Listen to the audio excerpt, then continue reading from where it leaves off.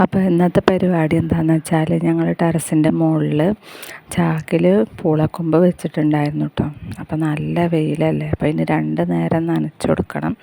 അപ്പോൾ അത് നനക്കാൻ വേണ്ടിയിട്ട് ഞാനും സനക്കുട്ടനും പാടെ കയറിയതാണ്.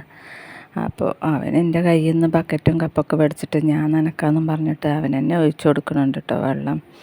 അപ്പോൾ നിറച്ച് പുല്ലും വന്നിട്ടുണ്ട് ചാക്കിൽ. അപ്പോൾ അതും പറിച്ച് വൃത്തിയാക്കി കൊടുക്കണം, നനക്കും വേണം. നല്ല വെയിലല്ലേ, പിന്നെ ടെറസിൻ്റെ മുകളിലിരിക്കണതുകൊണ്ട് അധികം ചൂടും ആക്കാരം, അപ്പോൾ വേഗം വാടിപ്പോകും. അപ്പോൾ നമ്മൾ 2 നേരം തിരിച്ച വെള്ളം ഒഴിച്ചു കൊടുത്തിട്ടില്ലെങ്കിൽ വേഗം വാടിപ്പോകും.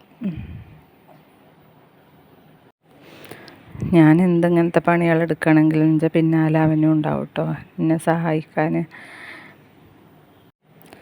അവനിങ്ങനത്തെ പണികളൊക്കെ നല്ല ഇഷ്ടമാണേനും.